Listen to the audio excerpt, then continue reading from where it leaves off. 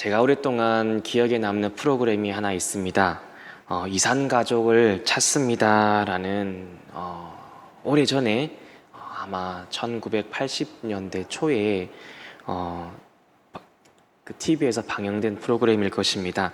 이 프로그램은 6.25 전쟁 휴전 30주년을 기념으로 1983년 6월을 시작으로 그해 11월까지 138일 동안 진행이 되었다라고 합니다. 이제 사전에 신청받은 이산 가족들을 공개홀로 모셔서 제 사연을 소개하고 각 지방 방송국을 연결해서 이산 가족을 찾는 형식이었습니다. 이 프로그램을 통해 전쟁으로 인해서 한평생 가슴 아파하며 보고 싶어 하였던 그 많은 사람들이 사랑하는 이들을 보게 되었습니다. 그때 누렸던 그 감동과 감격은 그 방송에 고스란히 전해졌고, 그 방송을 보았던 많은 국민들도 눈시울을 붉히며 함께 기뻐하고 슬퍼하였지요. 하지만 저는 그 나머지 분들, 이산가족을 찾지 못했던 그분들이 참으로 안타까웠습니다. 정말로 그분들이 하루속히 그 광장에 모여서 피켓을 들고 이 사람을 찾습니다라며 간절하게 찾고 구했던 그 사람들이 여전히 참 가슴 아파하고 있겠구나, 정말로 하루빨리 가족들을 만나고 싶어 하겠구나라는 그 아픈 마음들을 우리가 얼마나 헤아릴 수가 있겠습니까? 다시 한번 이 사람들이 참 하루빨리 속히 빨리 찾았으면 하는 그러한 감정과 그러한 생각이, 기억이 납니다.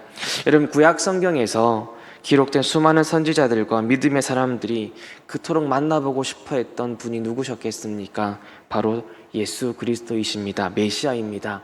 손가락질을 감당해내면서 모진 고난과 살해 위협, 그리고 서러운 삶을 살면서도 하나님의 말씀을 듣지 아니하고 오히려 자신을 향해 비난하던 그 백성들을 향하여 말씀을 외치고 메시아의 도래를 전했던 그들은 그 메시아 예수님 보기를 소망했었습니다. 하지만 구약의 사람들은 안타깝게도 예수, 그 그리스도 메시아를 보지 못했습니다. 예수님께서도 누가복음 10장 24절에서 이렇게 말씀하시지요. 내가 너희에게 말하노니 많은 선지자와 임금이 너희가 보는 바를 보고자 하였으되 보지 못하였으며 너희가 듣는 바를 듣고자 하였으되 듣지 못하였느니라. 그토록 보고자 평생을 걸쳐 생명을 걸고 외쳤던 그분 메시아, 그러나 눈을 감는 그 순간까지 보지 못했던 바로 그 사람들, 그럼에도 그들의 삶은 결코 헛된 삶이 아니었음을 우리는 누구보다 잘 압니다. 왜냐하면 그들은 지금 천국에서 감동과 은혜 속에 하나님을, 그 메시아를 보고 있을 것이기 때문이지요. 오늘 본문은 바로 그 구약의 사람들이 그토록 보고자 고대했던 그분 메시아를 살아생전 보았던 자들에게 일어난 일들을 소개하고 있습니다. 사도 요한은 보이지 않던 그 메시아를 요한복음을 통해 보여줍니다. 때문에 오늘 본문은 참으로 감동적이고 은혜로운 본문입니다. 왜냐하면 신구약을 통틀어 성경의 수많은 사람들이 그토록 보고 싶어했던 그분 예수님, 그분 그리스도 메시아를 본 사람들의 모습이 생생하게 기록되어 있기 때문입니다. 그분을 본 사람들의 생생한 고백과 모습들은 참으로 아름답습니다. 사도 요한은 오늘 본문을 통해 주를 보라고 우리에게 전합니다. 우리가 읽은 본문 29절부터 51절까지 계속 누가 누구에게 보라라고 말을 합니다. 세례 요한은 사람들에게 보라, 세상 죄를 지고 가는 하나님의 어린 양이라고 말하고, 나중에는 자신의 두 제자에게도 이와 동일하게 보라, 하나님의 어린 양이로다 말합니다. 하나님께서도 세례 요한에게 성령이 누구 위에 머무는 것을 보거든이라고 말씀하시고, 예수님께서도 세례 요한의 제자들에게 와서 보아라 라고 말씀하시고, 빌립도 나다나엘에게 와서 보라라고 말을 하며, 심지어 마지막에서 예수님께서는 너희가 보게 될 것이다, 너희가 보리라 라고 말씀하십니다. 성도 여러분, 우리는 예수 그리스도를 매일매일의 삶 속에서 보아야 합니다. 어려운 현실, 고통의 상황, 아프고 슬픈 현장을 살아갈지라도 그 속에서 우리를 구원하시고 날마다 때를 따라 도우시는, 은혜 베푸시는 그분 예수 그리스도를 의지하고 믿고 보아야 합니다. 비록 이제는 그분을 우리의 육체의 눈으로는 볼 수 없을지라도 우리의 삶 세세한 부분에서 움직이시고 역사하시는 그 분이심을 믿고 보아야 하는 것입니다. 우리의 시간 속에 내가 있는 그곳에 우리 예수님께서도 동행하셔서 너는 능히 할 수 있다라고 말씀하시고 힘을 주시고, 우리가 가장 연약할 그 순간에 그 현실을 바라볼 것이 아니라 약할 때에 강함을 주시는 그 예수님을 보십시오. 우리 앞에 문제들을 능히 풀어갈 수 있는 능력을 베푸시는 예수 그리스도를 우리는 볼 수 있는 믿음의 눈을 떠야 하고, 그분께 초점을 맞추어서 굳세게 담대하게 살아가야 하는 것입니다. 오늘 본문을 통해 그 예수님을 보았던 사람들을 살펴보며 다 함께 은혜 나누기를 소망합니다. 이전에 우리 앞에 현실과 문제만 보고 좌절하고 눈물만 흐르던 삶을 살았다면 오늘 본문을 통해 다시 우리의 주 예수 그리스도를 보는 은혜가 회복되기를 주님의 이름으로 축복합니다. 첫 번째로 세례 요한이 보라고 요청합니다. 29절부터 36절까지 살펴보면 이 세례 요한이 예수님께서 자기에게 나아오시는 것을 보았습니다. 세례 요한은 자신의 눈에 비친 예수님을 사람들에게 이렇게 표현합니다. 보라, 세상 죄를 지고 가는 하나님의 어린 양이로다. 어린 양, 참으로 연약한 존재입니다. 어미 양의 보살핌과 목자의 보호가 없이는 제대로 잘 수도 없고 살아갈 수도 없습니다. 순수하고도 연약하고 힘이 없는 무력한 존재입니다. 사방의 맹수들이 공격하여 잡아먹기에 이보다 더 쉬운 동물이 없는 존재가 바로 어린 양입니다. 세례 요한은 이 연약하고 순수하고 무력한 존재인 어린 양으로 예수 그리스도 메시아를 소개합니다. 너희 자신들의 죄를 짊어지고 십자가 위에 오르셔야 했던 거룩하시고 순결하신 분, 사람들이 보기에 이보다 비참할 수 없다고 생각하게 만든 몰골로 골고다 언덕길을 오르셨던 바로 그분, 세상 모든 사람들 보기에 개혁가도 아니고 혁명가도 아닌 보잘것없는 나약한 모습을 하고서 모든 사람들의 비난과 조롱을 받으면서 자신이 못 박힐 곳을 향해 걸어가셔야만 했던 바로 그분. 그 당시 많은 유대인들은 그런 예수님을 거부하였습니다. 저런 몰골의 사람이 우리 메시아일 수 없다라고 생각했을지 모릅니다. 만약에 여러분, 우리 예수님께서 사회 개혁가였다면 유대 사회는 예수님을 너그러이 받아들였을 것입니다.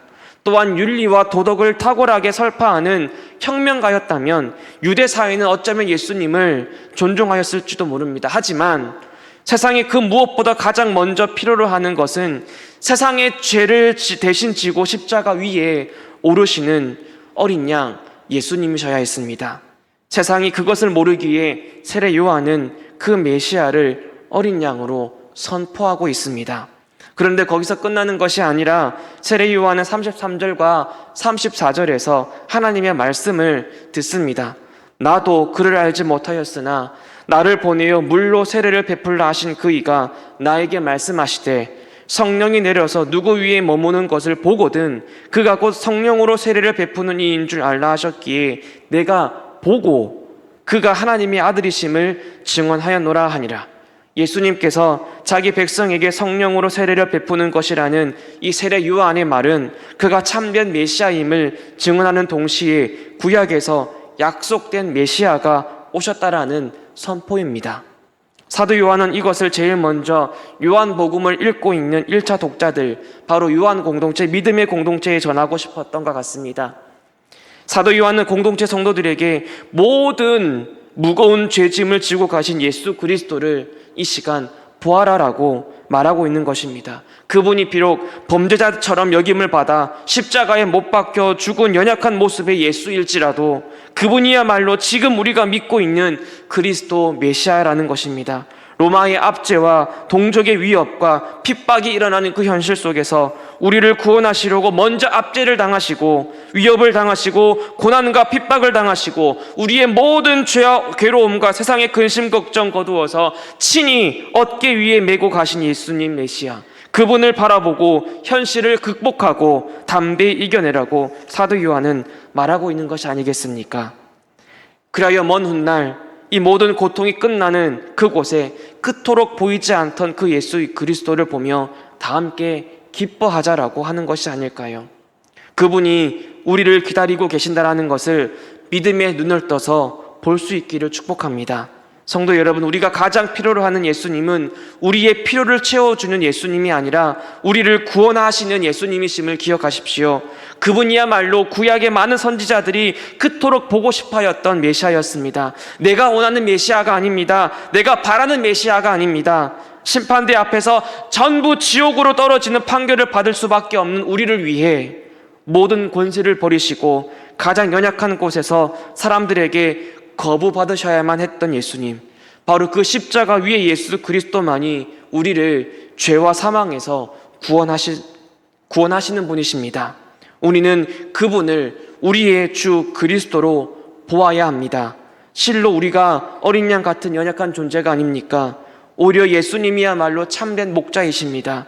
그럼에도 불구하고 참된 목자가 되신 예수님께서는 우리의 연약함을 감당하시고 우리의 모든 죄짐을 짊어지시고 친히 어린 양이 되셨다라는 것을 기억한다면 우리의 연약함, 우리의 무거운 짐들을 이제 더 이상 바라보며 한탄하고 괴로워하지 아니하고 오직 예수 그리스도를 바라보며 소망하게 될 것입니다.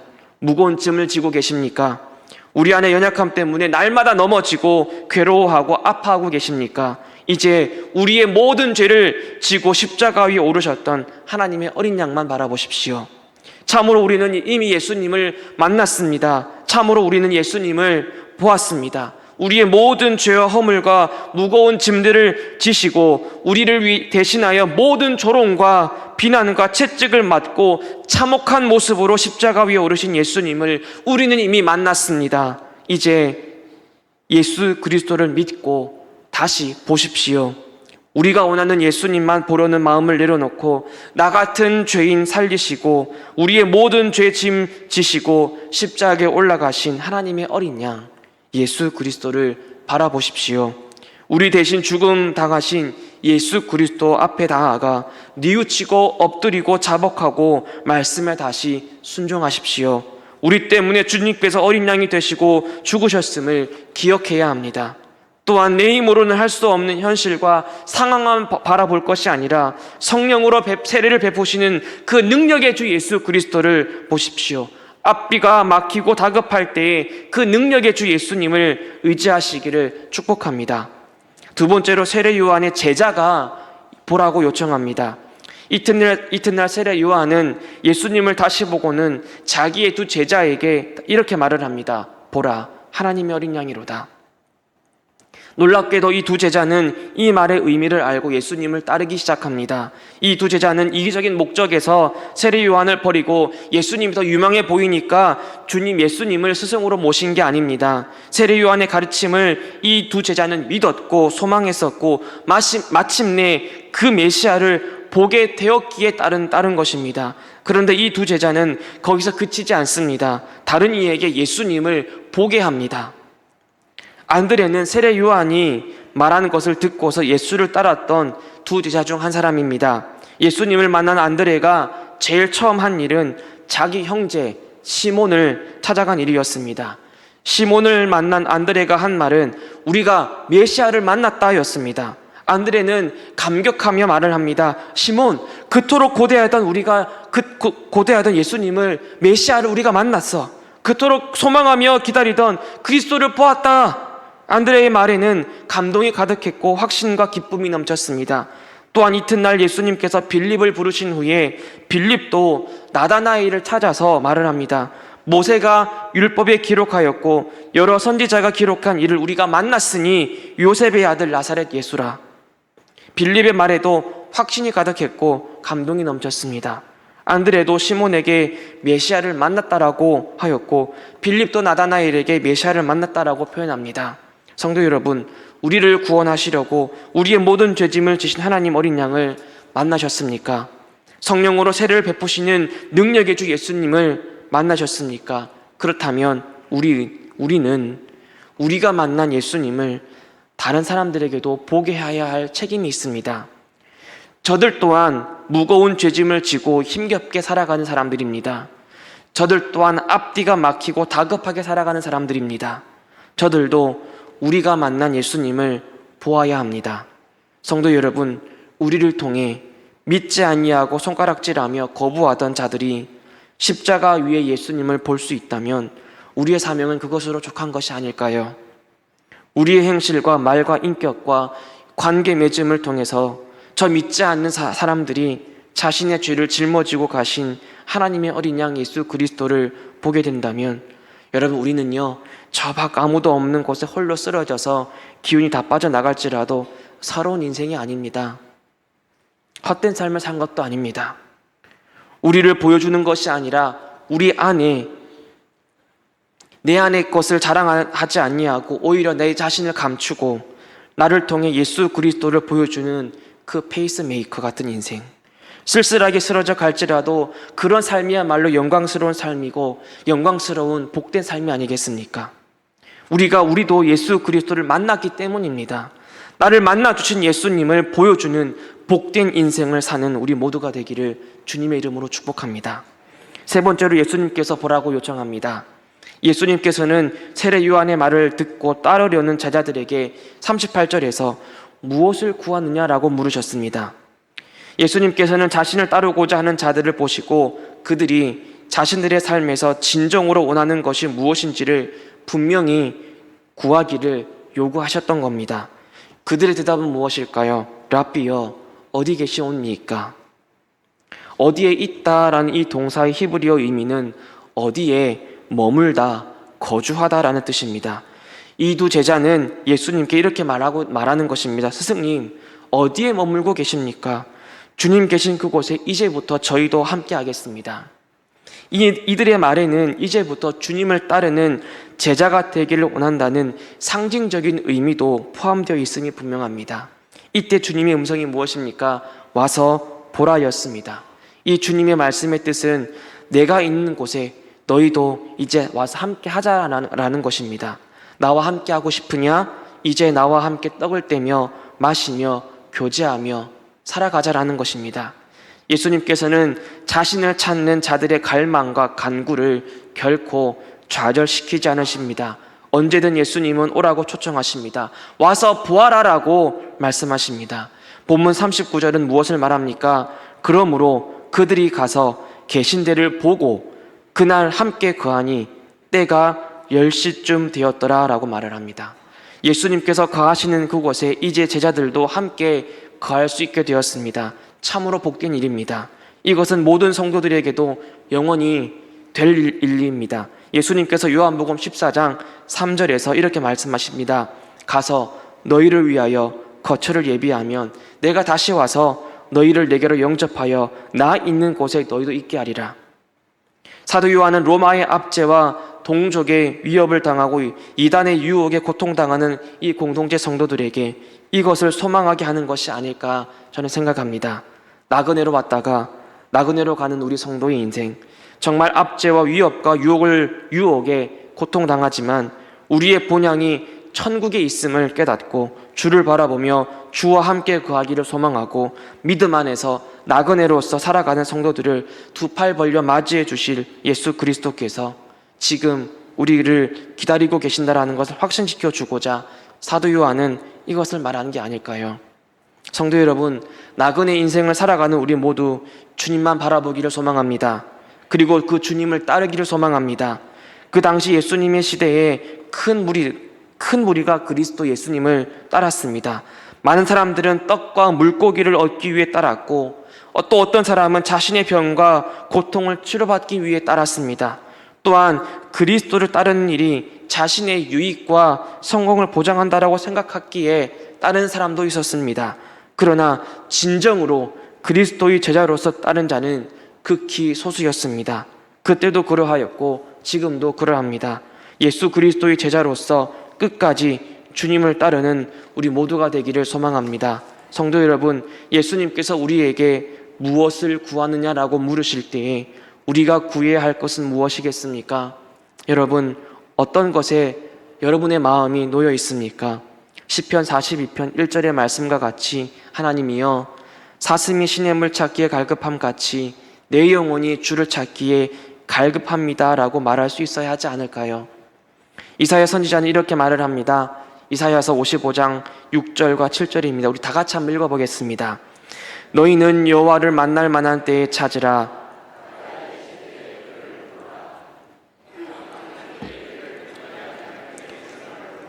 여호와께로 돌아오라. 그리하면 그가 긍휼히 여기시리라.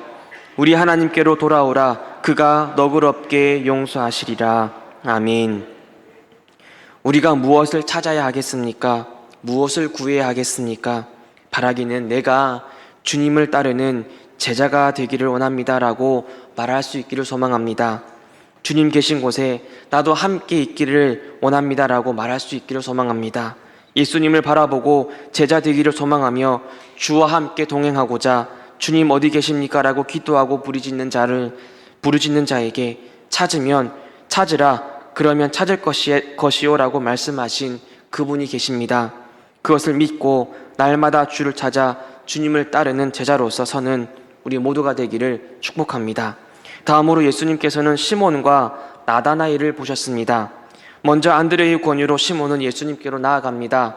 예수님은 그 시몬을 보시고 42절에서 말씀하십니다. 예수께서 보시고 이르시되 네가 요한의 아들 시몬이니 장차 게바라 하리라 하시니라. 안드레가 시몬을 데리고 왔을 때 예수님께서는 그가 장차 무엇이 될 것인지를 보여주는 새로운 이름을 붙여주셨습니다. 이것은 단지 장래를 예고하는 말씀이 아니라 예수님께서 베드로를 어떤 사람으로 만들 것인지를 선언하시는 말씀이기도 합니다. 예수님께서 하신 이 장차라는 말의 원어는 두 가지 의미가 있습니다. 하나는 미래에 일어난 일들을 언급하는 동시에 또 하나는 어떻게 만들어 가겠다, 어떻게 하겠다라는 의지가 함께 포함되어 있습니다. 예수님께서는 시몬이 미래의 어떤 제자로서 쓰임 받을지를 미리 알려주심과 함께 그렇게 쓰임 받을 수 있도록 이끄시고 만들어 나가시겠다라는 의지를 함께 비춰주신 것입니다. 시몬은 본래 쉽게 화를 내고 충동적이며 경솔하기도 하였고 불안정한 사람이었습니다. 그러나 그런 시몬을 주님은 반석이다라고 의미로 베드로라 하였습니다. 또한 예수님은 나다나엘을 보셨습니다. 빌립의 확신과 감격에 찬 말을 듣고도 나다나엘은 냉정하게 말을 합니다. 나사렛에서 무슨 선한 것이 날 수 있느냐? 그럼에도 불구하고 자신의 편견을 깨고 나아오는 그를 보신 예수님, 참 이스라엘 사람이며 그 속에 간사한 것이 없다라고 말씀하십니다. 간사한 것이라고 표현된 이 단어의 헬라어 원문은 속임이라는 의미입니다. 이는 야곱과 관련하여 생각해 볼 수 있는 부분입니다. 형 에서로부터 아버지의 이삭의 복을 속여서 빼앗은 사람이 야곱이었습니다. 창세기 27장 35절에서도 이삭은 에서에게 네 아우가 와서 속여 네 복을 빼앗았도다라고 말을 합니다. 에서도 아버지 이삭에게 창세기 27장 36절에서 에서가 이르되 그의 이름을 야곱이라 함이 합당하지 아니하니이까 그가 나를 속임이 이것이 두 번째니이다 라고 말을 하지요. 그러나 야곱은 하나님으로 말미암아 변화된 사람이었습니다.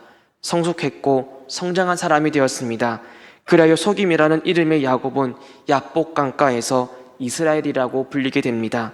예수님께서는 나다나엘을 속임이 아니라 이스라엘 사람, 다시 말하면 야곱이 아니라 이스라엘 사람이라고 말씀하셨습니다.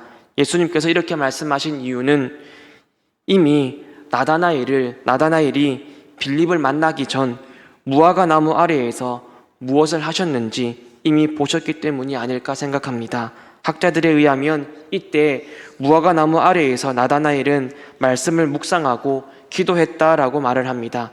우리는 정확하게 알 수 없지만 만약 나다나엘이 진정 무화과 나무 아래에서 하나님의 말씀을 읽고 기도하며 예배했다면 바리새인과 제사장들이 하는 그런 보여주기 위해 예배하는 그런 것이 아니라 남이 보든 보지 않든 하나님께 집중하고 기도하며 예배했던 그 나다나엘의 모습을 우리는 볼 수 있습니다. 예수님께서도 그런 나다나엘을 보셨고 그가 오기를 기다리신 것입니다. 그 말을 들은 나다나엘은 변합니다. 당신은 하나님의 아들이십니다. 당신은 이스라엘의 임금이십니다. 나사렛에서 선한 것이 날 수 있겠냐며 냉정하게 말하던 그가 예수님을 보고 만난 후 변했습니다. 다른 사람들은 나사렛 사람들을 경멸하고 그것이 당연하게 여겨질지라도 나는 이제부터 예수님을 하나님의 아들이시며 이스라엘의 진정한 왕임을 믿는다라는 표현입니다. 그렇습니다. 주님을 보고 주님을 만난 사람은 이처럼 모두 변합니다. 변했습니다. 정확하게 표현하면 주님께서 본 자들은 다 이렇게 변화를 경험했습니다. 시몬이 베드로가 되었고 냉정했던 나다나엘이 주님 앞에 자신을 복종시켰습니다. 예수님께서는 시몬 베드로처럼 우리의 현재의 모난 모습을 보시는 것이 아니라 변화되어서 이 세상에 예수님을 보여주고 증거하는 삶을 살아갈 보배로운 제자가 될 것을 기대하고 계셨습니다. 또한 나다나엘처럼 부족한 우리의 현 상태만을 보시는 것이 아니라 변화되어서 예수 그리스도 앞에 순종하고 영광 올려드리는 삶을 살아갈 아름다운 제자가 될 것을 기대하고 계시는 것입니다. 성도 여러분, 주님께서 보았던 사람들은 자신을 다듬어 나가시고 변화시켜 주시는 예수님을 기꺼이 따르며 인정하며 순종하는 제자가 되었다라는 것을 기억하십시오. 우리 스스로 변화되려고 얼마나 노력했습니까? 내가 사랑하는 이들이 우리의 모난 모습 때문에 힘들어하고 눈물을 흘리는 모습을 보며 얼마나 내 자신을 미워하고 채찍질하였습니까? 예수님의 제자가 되기를 원한다고 그토록 찬양하였으나 내 안에 작은 것 하나 바꾸지 못하는 우리의 연약한 모습을 보고 얼마나 스스로를 미워하였습니까? 그럼에도 안타깝게도 우리는 우리 자신을 변화시킬 수 없었습니다.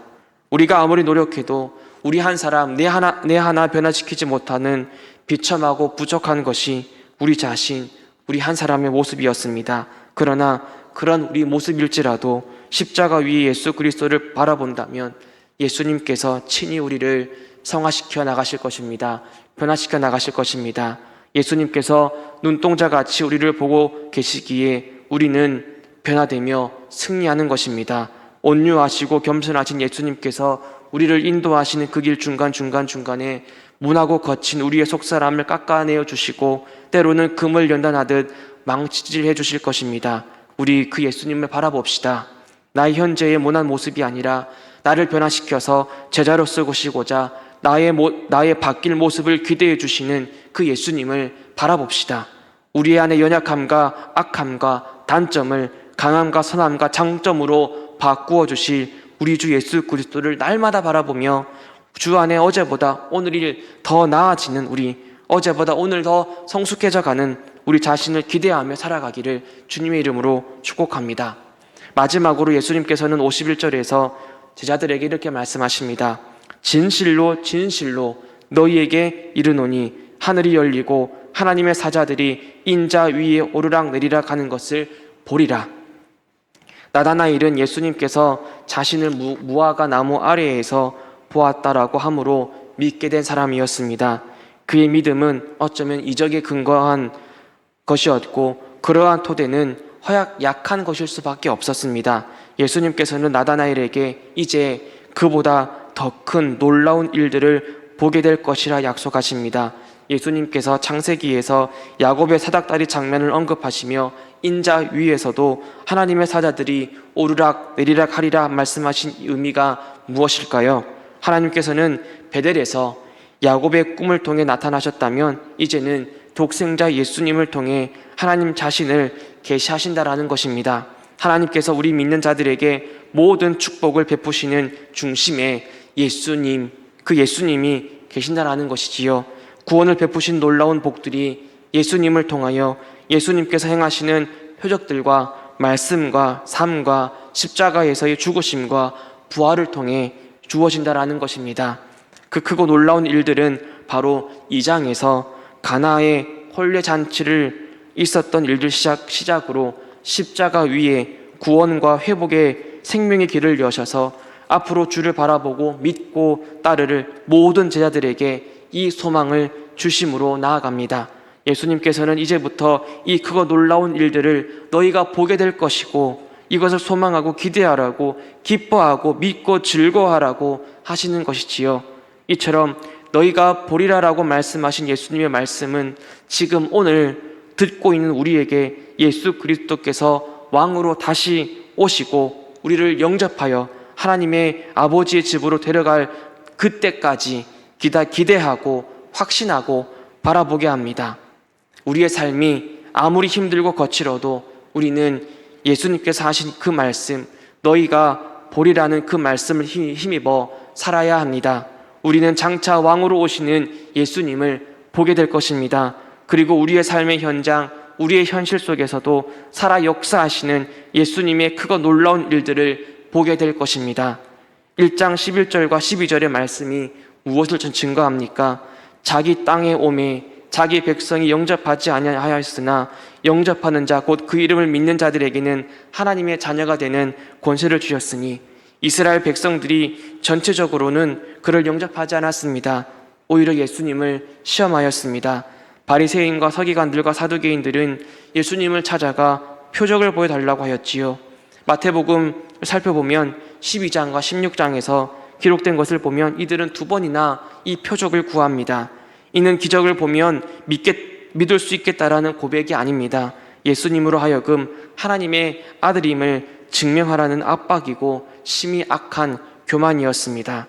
이것을 아시는 예수님께서는 악하고 음란한 세대가 표적을 구하나 요나의 표적밖에는 보일 표적이 없다라고 단호히 말씀하십니다. 구약의 수많은 선지자들과 믿음의 사람들이 그토록 보고자 했던 그리스도들, 예수님을 저들은 눈앞에 보고 있음에도 믿으려 하지 않았던 것입니다. 이는 구약의 이스라엘 백성들의 모습이었습니다. 출애굽한 이스라엘 백성들은 시내산에서 모였습니다. 그들은 하나님의 임재를 눈에 보게 되었습니다. 구름이 가득하고 번개와 지진이 일어나는 경이로운 광경을 그들은 목도합니다. 하지만 그들은 바로 그곳에 하나님이 임재하신 바로 그곳에 하나님을 바라보지 못하고 저들이 원하며 만든 금송아지를 부어 만들고는 여호와 하나님으로 그들은 보았습니다. 반면 다니엘은 사저굴 속에 넣어졌습니다. 그들의 눈앞에는 굶주린 맹수들이 날카로운 발톱을 치켜 세우고 금방이라도 이 다니엘에게 달려들어올 기세였습니다. 하지만 다니엘은 그러한 죽음의 상황 속에서 자신을 구원하시려고 천사를 보내셔서 사자들의 입을 봉하시는 바로 그 하나님을 보았습니다. 여호사밧 왕은 또 어떻습니까? 모압과 암몬 자손이 연합하여 치러 올라올 때에 여호사밧 왕은 자신들의 연약함을 보게 됩니다. 무기도 변변치 않고 전투력도 부족한 상황이었고 무엇보다 적군의 숫자는 너무나도 많았습니다. 그러나 여호사밧 왕은 하나님을 바라봅니다. 역대하 20장 12절 말씀입니다. 우리 하나님이여 그들을 징벌하지 아니하시나이까? 우리를 치러 오는 이 큰 무리를 우리가 대적할 능력도 없고 어떻게 할 줄도 알지 못하옵고 오직 주만 바라보나이다라고 하였습니다. 신약에 들어서도 이는 동일합니다. 어떤 이들은 예수님을 보았고 만났고 예수님이 메시아임을 믿었고 그로부터 하나님의 자녀가 되는 권세를 얻었습니다. 출애굽기 14장 13절과 14절에서도 홍해 앞에서 이스라엘 백성들에게 모세 또한 말을 합니다. 모세가 백성에게 이르되 너희는 두려워하지 말고 가만히 서서 여호와께서 오늘 너희를 위하여 행하시는 구원을 보라. 너희가 오늘 본 애굽 사람을 영원히 다시 보지 아니하리라. 여호와께서 너희를 위하여 싸우시리니 너희는 가만히 있을지니라. 이처럼 성경은요, 우리에게 세상 죄를 지고 가는 하나님의 어린 양, 성령으로 세례를 베푸시는 그 능력의 주 예수 그리스도를 보려면 가만히 있어야 한다라고 전합니다. 인생의 홍해 앞에서는 원망의 입술을 그치고 잠잠해야 합니다. 인생의 홍해 앞에서는 내가 할 수 있다라는 내 안에 하찮은 능력을 펼치는 것을 그치고 아무것도 할 수 없는 무기력한 우리 자신을 보고 잠잠히 하나님을 바라보아야 합니다. 홍해 앞에서 내가 얼마나 약하고 오염되었고 썩어 냄새나는 죄인인지를 깨닫고 나를 구원하실 수 있는 유일한 분이신 예수님을 보아야 합니다. 내가 얼마나 약한지, 내가 얼마나 악한지, 내가 얼마나 죽어 있는지, 내가 얼마나 심각한 상태인지를 깨닫고 내 힘으로는 넘을 수 없는 홍해 앞에서 가만히 서서 주님을 바라보아야 합니다. 가만히 서서 여호와 하나님께서 행하시는 그 구원을 보아야 합니다. 홍해를 보지 말고 죽을 수밖에 없는, 죄로 죽은 나 자신을 보지 말고 전능하신 하나님, 구원을 행하시는 우리 하나님, 여호와를 보라는 것입니다. 거친 비바람이 내 얼굴을 때리고 거센 폭풍우가 매섭게 우리의 몸을 침범하고 칠흑 같은 어두움이 우리를 감싸고 시끄럽게 엄습해 올 때에 우리는 그때에 가만히 그 자리에 서서 조용히 주님의 구원을 볼 줄 아는 믿음의 평정심을 가져야 하는 것입니다. 우리가 그 구원의 주를 바라보고 부르짖을 때에 사도 요한이 요한일서 1장 1절에서 이렇게 말을 합니다. 태초부터 있는 생명의 말씀에 관하여는 우리가 들은 바요 눈으로 본 바요 자세히 보고 우리의 손으로 만진 바라. 바로 그 예수님이 계시는 것입니다. 그때 우리는 욥기 42장 5절에서 고백했던 것처럼 내가 주님께 대하여 귀로 듣기만 하였사오니 이제는 눈으로 주를 배움나이다라고 감격하며 찬양하게 될 것입니다. 우리 모두 이제 하나님만 바라봅시다. 보고 또 봅시다. 우리 가족의, 우리 자녀의, 내 공동체에 하나님을 보여줍시다. 어려운 일로 고통 중에 있는 우리 인생 가운데 친히 찾아오셔서 천국을 소망하며 꿈꾸게 하신 하나님을 볼 수 있는 이 믿음들이 회복되기를 소망합니다. 또한 그 하나님을 내 자녀에게, 내 가족에게, 우리 공동체 안에 연약한 지체들에게 보여주는 섬김과 봉사와 수고와 땀과 기도가 가득한 우리 모두가 되기를 주님의 이름으로 축복합니다.